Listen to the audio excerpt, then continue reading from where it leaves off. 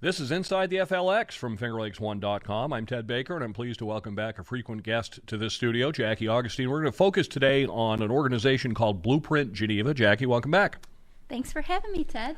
Before we do that, you wear many hats, so let's have you put on your columnist hat for a moment. Okay. You wrote a column in the Finger Lakes Times recently on economic development, the way it's practiced and the way it could be. Yes. And I thought it was very good. Your points you made lined up with some of the things that I've been saying in the past. So just tell us a bit about that column. Well, thanks. That's encouraging because I want to be lined up with you, Ted. I think that's a good sign. The only two liberals in the world, right?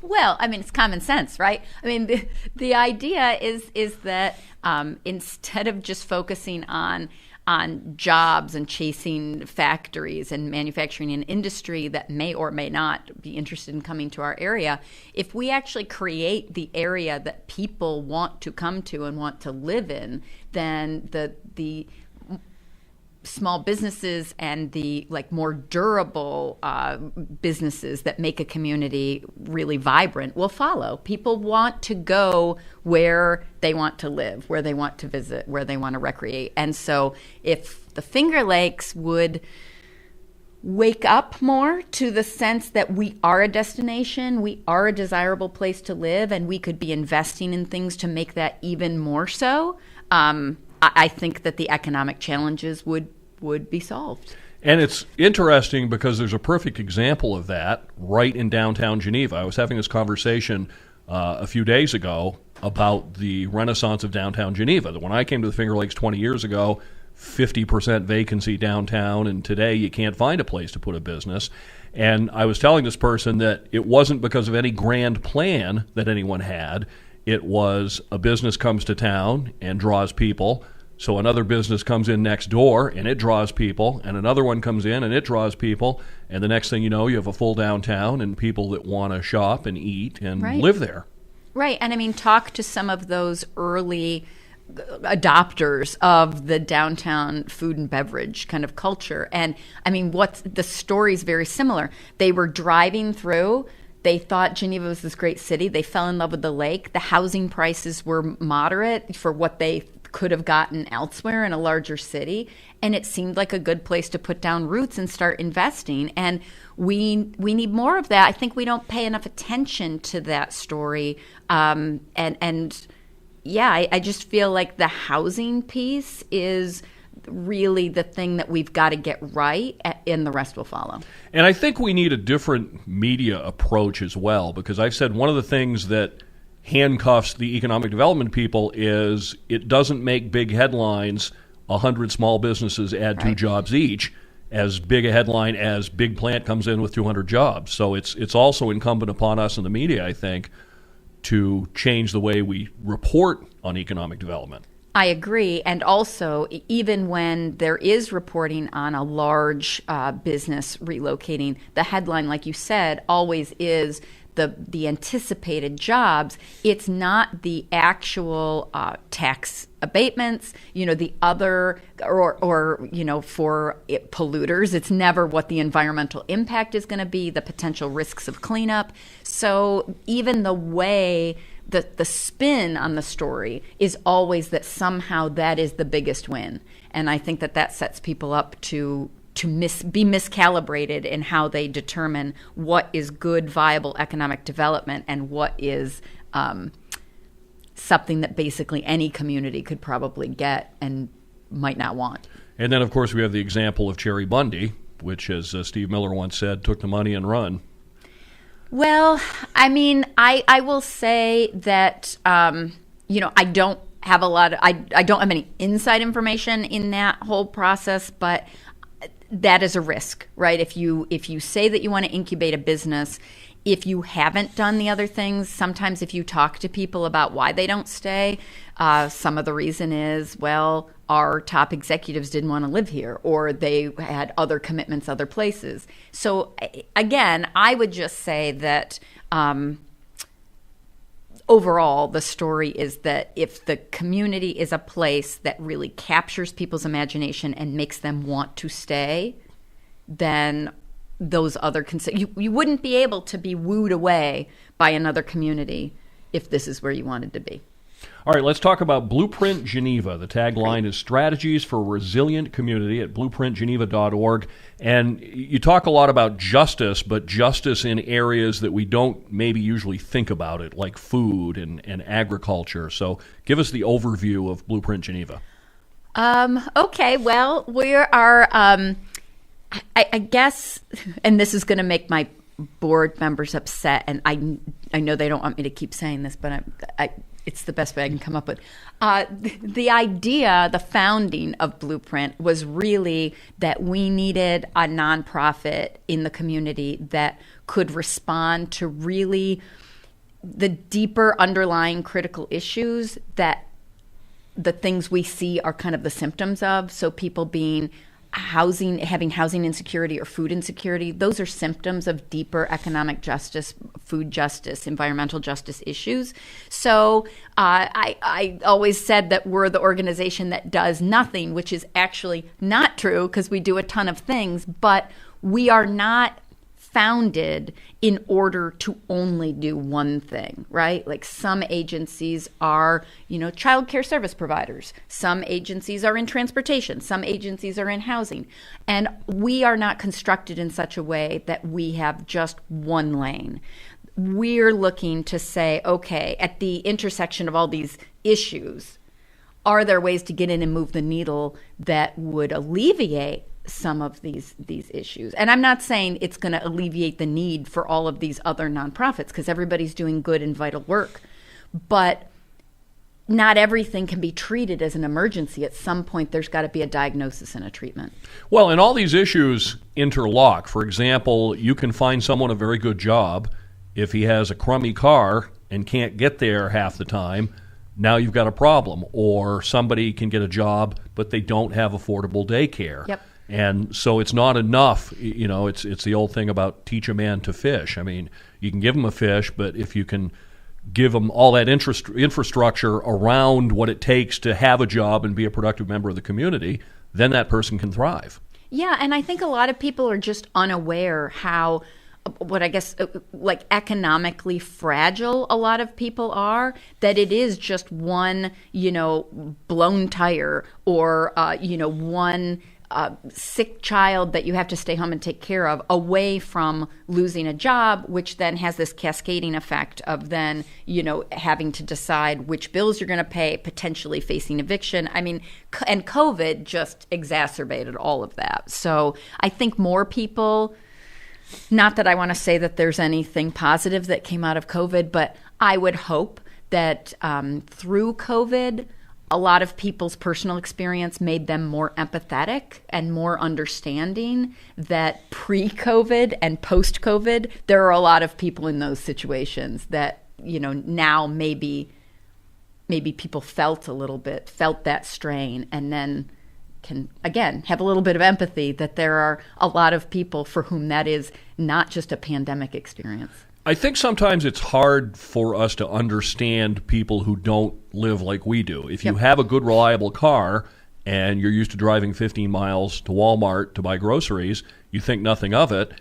Someone who's in Ward 6 in Geneva and doesn't have a car at all and has to take the bus to Walmart on a 90-degree day and get the milk back home before it spoils, it's an ordeal. Yeah, and that's the thing. Like, I always wonder, like, why don't people, particularly like city councilors who like to say that we don't have these issues and that it's no big deal, like, why don't they try it once? Because, there are lots of us who have had experiences like this who understand, or who are able to, if it's not direct experience, to at least listen to people and trust that the way that they report their experience happening is really what it is. So, I mean, I didn't need to sit on the bus and try to carry home my entire grocery list and realize that I'd be limited by 2 bags in order to understand that a 2-bag limit on public transportation was going to keep people from getting their groceries, right? Like you just have to take a moment to think about it from somebody else's perspective. And then it's like, oh yeah, that needs to be fixed. that needs, no one can have a flourishing, thriving life in those conditions. There are 3 main thrusts within Blueprint Geneva. One is environmental justice and urban agriculture. So again, that's an area when you say environmental justice, where are things unjust now? Well, so the way Blueprint got started, we had an idea for a housing project that would be a cooperative, which means people, instead of just renting, would be co-owners, so they would build equity and different model. And our hope was that could happen along State Street in Geneva. And all of a sudden, we got an alert, and the neighbors got an alert that this was now a Superfund site, and the lot that we were hoping to actually do these units on is now the staging area for the DEC contractors for the cleanup. So you've got neighborhoods in Geneva that through historically large employers in dirty industries had polluted, and the aggregated effect of that is that you've got neighborhoods where it became unsafe for people to garden in their own backyards, to play in the soil. So to kind of counter that, the kind of short-term response was to give people spaces where gardening could happen. And there's kind of two areas. So like at the Geneva Peeps, there's a community garden, which we don't manage. Those are raised beds that people can adopt, and they can grow whatever they want. But then there's a public garden. There's also another one on Crystal Street, which is also in the Brownfield Opportunity area in Geneva. Although I will say our soil in both sites is clean and remediated. I don't want people to worry. Obviously, we're not perpetuating that problem. But the public garden concept is our volunteers poll the neighbors, find out like what vegetables and fruits would be, most useful for you. And then we grow them. And then we just allow people to come in and harvest whenever they need it. We put stuff out at the little free farm stands. We take things to the community lunch program, to Salvation Army and the Center of Concerned Food Pantries. So basically it's like, okay, you said that this is what you need. You don't have the ability to grow it in your own backyard. We'll just aggregate it. We'll grow it right in the community in these lots that are otherwise underutilized, and then we'll get it out to people. And to go back to the idea of environmental injustice, those Superfund sites and polluted places overwhelmingly occur in poor neighborhoods. People who have 6-figure incomes, there are no plants or factories or anything in their neighborhoods. Right. Well, and that's the thing. I mean, there's a lot of reasons for that, right? I mean, people who can organize to oppose things like that tend to be wealthier, and they tend to be more connected, so they are more likely to get their way and push those projects to other neighborhoods where people don't have the time energy to come out to a million public meetings, and also might not be listened to if they do. So we had actually a research group from Skidmore College came out and did a GIS mapping project, which I cannot speak intelligently about because I don't know GIS, but the finished product was really neat.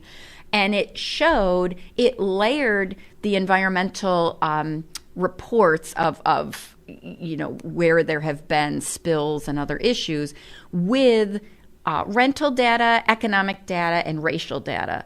And as you might imagine, and you already alluded to, there is a concentration of negative impact where there's a concentration of poverty. And where there's a concentration of poverty, there's less political influence than there is anywhere else. And that's exactly the problem. And that's kind of our longer term strategy, right, is to help neighbors connect with one another and to kind of learn the ropes of when there is a project proposed, how does that work? And we're not doing any direct advocacy, but it's just bringing awareness and helping people to understand the impact that potential projects might have.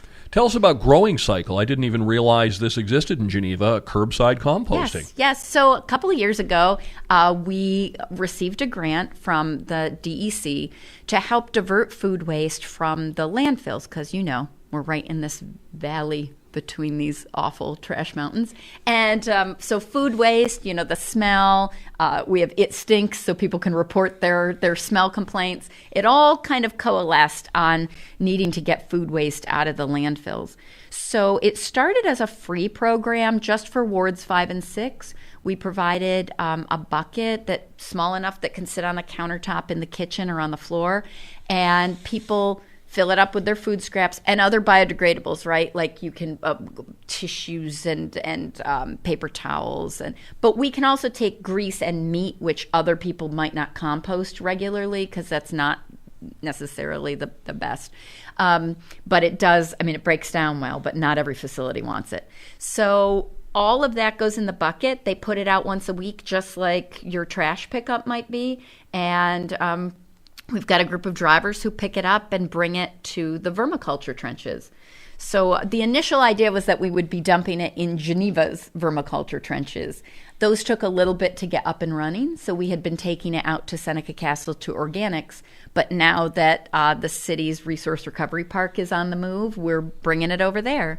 So, and now it's citywide, and we also pick up a couple commercial accounts, including the town of Geneva. So the town of Geneva offers it free food waste drop-off to residents who come to their transfer station. So we take all the totes that are out there as well. Has there been a pretty good rate of people doing that? Yeah, actually, I'm really excited. We have, well over 120 customers right now.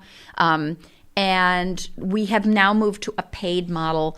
But again, it's sliding scale. So if you can pay, it's $20 a month, and that's for a weekly pickup.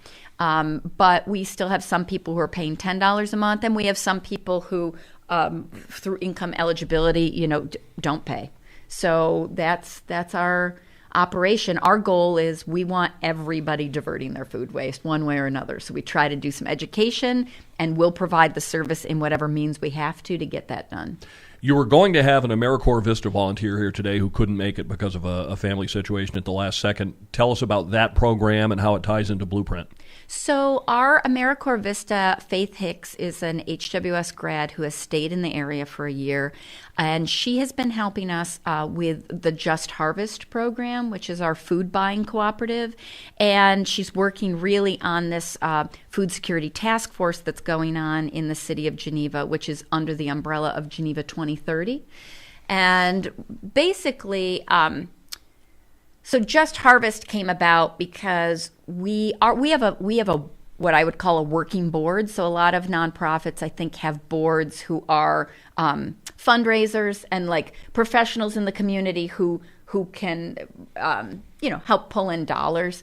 And our board, we strive to bring in people who are living and working in the community who can provide insight and perspective into what projects are going to work and what won't. We're pretty light on the fundraising, again, maybe to the detriment. I'm a terrible fundraiser, so I hate asking people for money. But I love asking people for their ideas and thoughts and time. So anyway, one of the things that kept coming up is that we have members of our board who experience food insecurity and also work with people who are food insecure. And this point about groceries has been a recurring theme. Not only that it's far away, right? You either have to go to Wegmans or Walmart, and that requires taking the bus oftentimes, but it's expensive.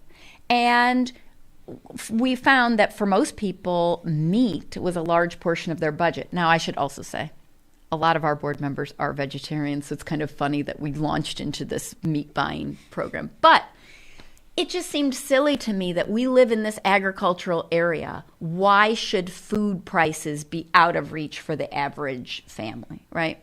So we partnered with Schrader's meats, and our chef Samantha Biscus, who's on our board, is just amazing. And she's like, "Oh, I know people who can get high quality local meat for a reasonable price. Oh my goodness!" So Chris and her crew over at Schrader's, which is great because again, we're working with a group of women who are really motivated in this area. They provide every week these boxes of local, freshly processed meat products, ground beef, chicken, and then kind of whatever is being processed that week, bacon and steaks and pork chops and stuff. And we provide it to people if they're receiving SNAP EBT. It's $25. And if they are self-pay, credit, or cash, it's $40.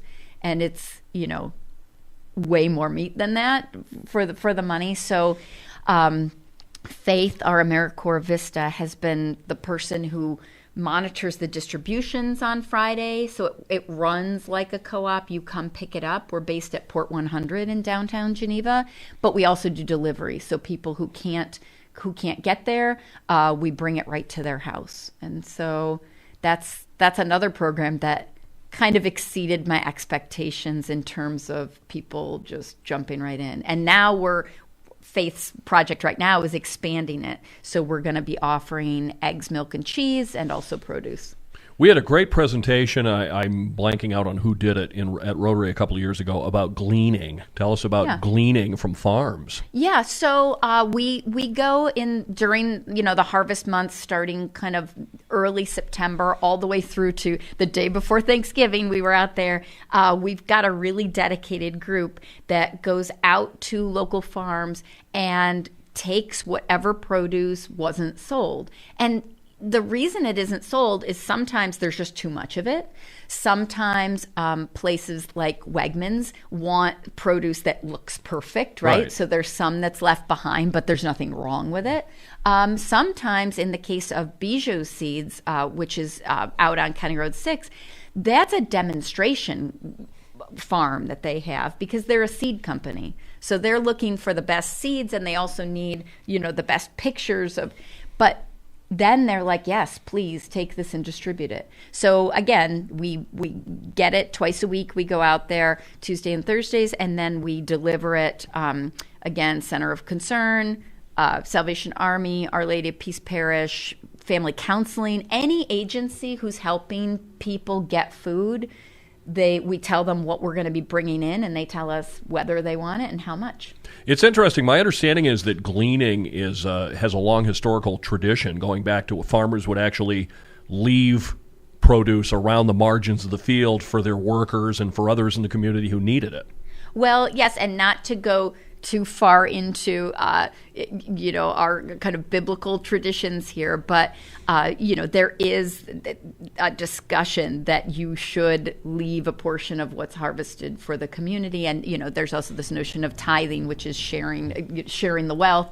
And yeah, that's what we're doing. And we're not the only group doing that. There's a separate Food Justice for Geneva group that's who it was that came to Rotary. Food Justice. Thank you. And they serve Ontario County kind of as a whole, which is great. We're focused only on the city of Geneva. So now another leg of the stool in Blueprint Geneva is economic justice. You're working with the Geneva Public Library on the VITA program, Volunteer Income Tax Assistance. Very often, people less well off leave money on the table because they don't fully understand all the ins and outs of doing a tax return.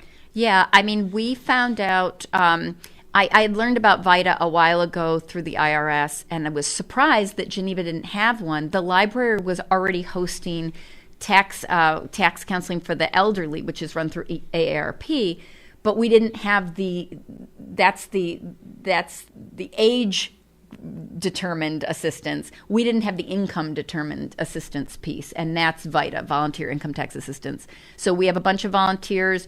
We get trained by the IRS. I now have done more tax returns than I ever thought I would in my lifetime. But we're at the library, and people come in. They bring their documents. We do their tax return, and what we try to tell people, because again, it's an education piece. We're not looking to be a tax preparation clinic for the rest of eternity, right? The whole purpose of doing this is to show people it's actually quite easy to do your own taxes, you can go to the IRS free file, do it yourself. There is no reason that anyone who receives the Earned Income Tax Credit or the Advanced Child Tax Credit should have to pay to have their taxes done by one of these firms. Now, I'm not taking anything against small local preparers, but the larger businesses that come into a community seasonally and put up their signs.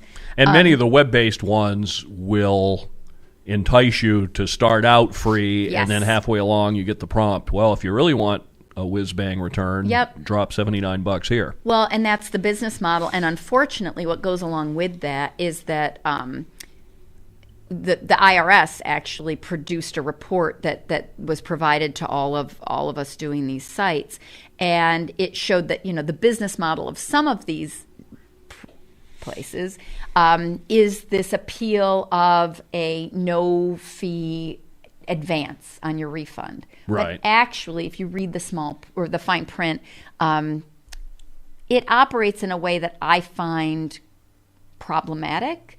I think it has a lot in common with a lot of payday lending that we see. And again, it's the idea that, taking advantage of what I consider to be a population that isn't as aware of their rights and options. And doesn't have as many options in most cases. Right. So the idea is for us to get in there and kind of disrupt that and explain to people, you could do this yourself, or you could do it with a limited amount of assistance, and you certainly don't need to pay. And you certainly don't need to lose your refund in an advance like that, because it's not going to take that long for you to get that money deposited anyway. Let's talk about social entrepreneurship. How can Blueprint Geneva help somebody who has a business idea get it off the ground? Well, I think that what we're trying to do is model the ways in which an idea can become a sustaining business. So the long-term goal of Growing Cycle is that would be spun off and owned and run by the drivers. So we're trying to get that off the ground. Just Harvest, again, the idea is to start this food buying cooperative, to test the model, to find out what works and what doesn't, to determine what the margin is, and then turn that over, hopefully, to people who are using the service right now, to create a small business model for that.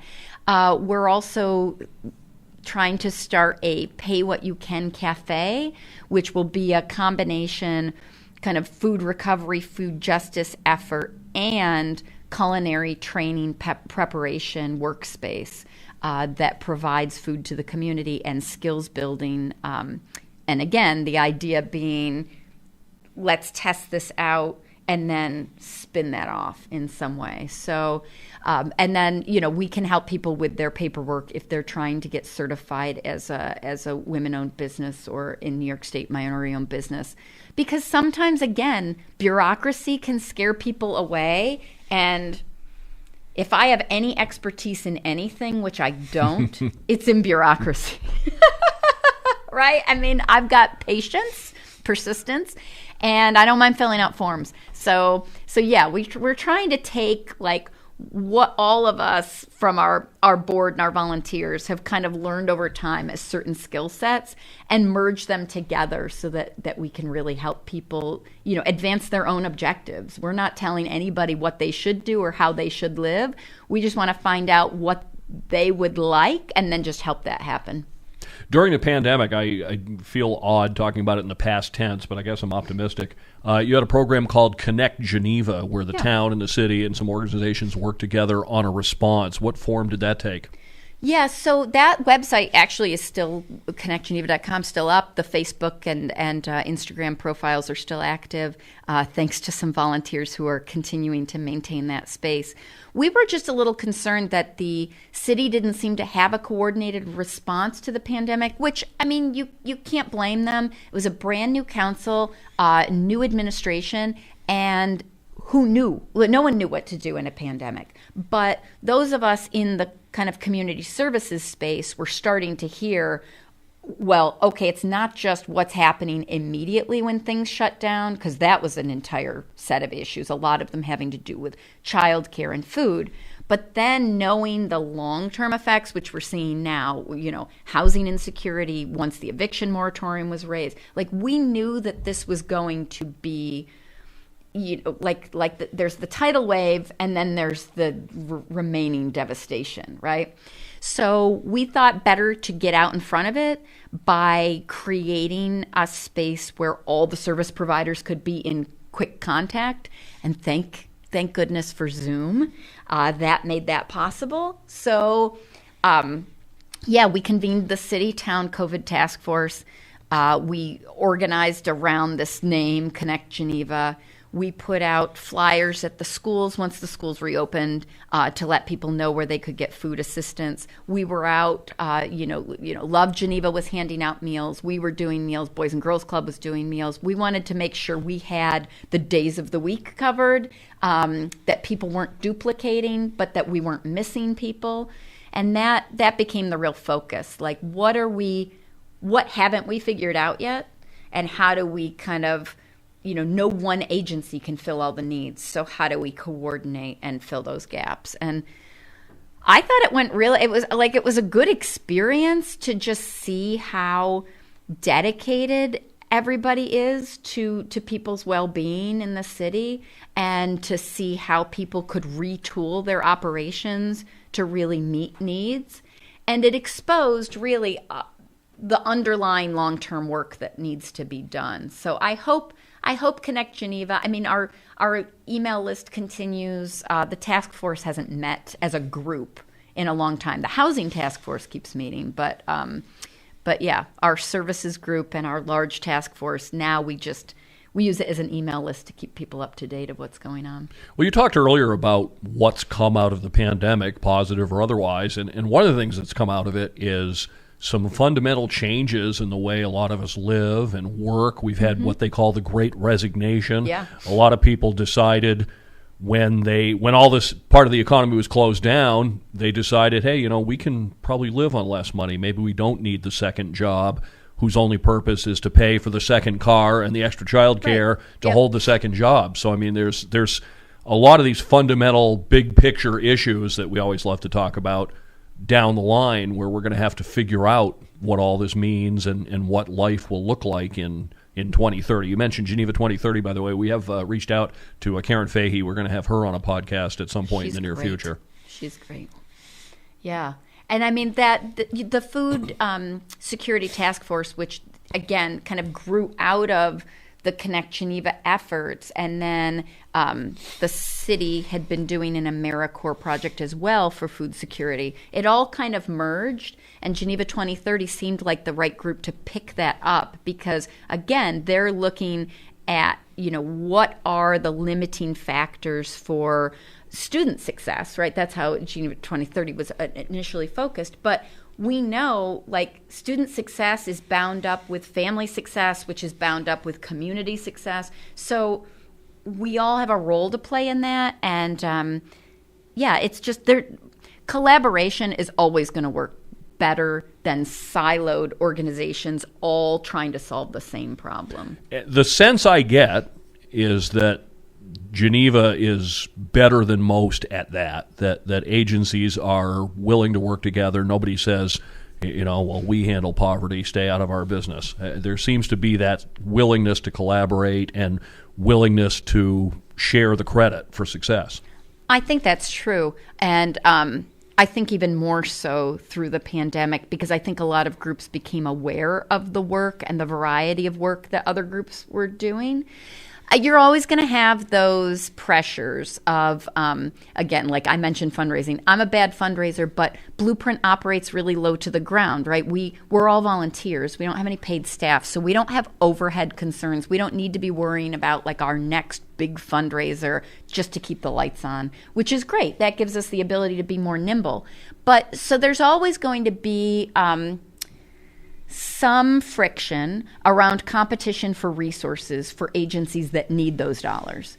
And, you can never get away from kind of general human nature and ego concerns to a certain extent. But I'd like to think Geneva's further ahead in really setting those things aside and just saying, we're all in it together. So what can we do? How can we each be a part of this? And the Boys and Girls Club was a great example, because over the summer, they had partnered with HWS to provide meals because, They had a grant to do after-school program meals. Well, there's no after-school program. Where does that money go? Well, if that can be purchasing meals that then get delivered to kids' homes, excellent. Well, once food service at the colleges shuts down, what does that look like? So Blueprint, had found a program that it was a national program connecting farmers who, outside of our region, who were decimated by restaurants not canceling orders, right, and not as so they're the surplus. So basically, the federal government stepped in through USDA, purchased these products, which included citrus fruits, milks, anything that was an overage, and they created these food boxes. So the distributor was in Buffalo. We would get a shipment every 2 weeks. We would take it, sign for it. And then the Boys and Girls Club vans would come pick it up and get it out into the community. And Samantha, I mentioned our chef, who's just amazing and so community-minded. She started doing these cooking demos. And her daughter would make these fabulous recordings, which were basically, chopped. So it was what's in the food box this week? Here it is. What can Chef Samantha make that's delicious? And so then people are getting a box and a recipe and, having an idea of what to do. So that was great collaboration. That was a lot of fun. And, we're not a food agency, so we were in a space that we're not used to, but it was fun. We mentioned earlier that poorer people often have a difficult time being heard in the political process. Has there been any thought of organizing and coming up with maybe a political organization that speaks as one voice and gets that voice heard at the council level and beyond? Well, I think there's a need for that. I think the Geneva Women's Assembly does a lot of organizing. We're not an advocacy agency, so we don't do that. But again, we do try to educate people about why certain things are the way they are. And also, I have no problem, as you might imagine and clearly know, speaking up on behalf of people well, here's what I'm seeing. You're not addressing this. My big issue, as you know, for these columns, the last few columns, has been trying to explain to some of the guys on city council who seem to think Geneva has so much affordable housing, everything's great, and they don't understand quality plays a factor there. Sure, could we house everybody? Yes. Would those be places you would want anyone to live in? Probably not. So, trying to wrap people's head around that. So in that way, I feel like Blueprint can kind of be a conduit, but we aren't doing any direct organizing. Anything that I haven't brought up or any last point you'd like to make? Oh my goodness, I feel like I've done a lot of talking, so I appreciate you giving me the space to do that. Glad to do it. I feel like I am forgetting something, but I can't remember off the top of my head what it is. So, no, I think that's... All right, well, we'll save that for next time then. BlueprintGeneva.org is the website. Jackie Augustine's been with us. So I know one last thing is what can people do to support the effort, whether it's financially, volunteer time, or otherwise? Well, my first plug's always going to be for volunteers because that's what makes all the projects go. But, again, I have to learn how to say this. You can always donate. On the website, blueprintgeneva.org, there is a button somewhere that will allow you to donate because every dollar goes directly to programs. So we can always use more money to do great stuff, but I'm just not so good at asking for it. But time is what we need. All right, terrific. BlueprintGeneva.org is the website. Jackie Augustine has been our guest. Inside the FLX, produced by Paul Russo. Thanks for watching, and we've got more good ones coming up, and we'll let you know about those.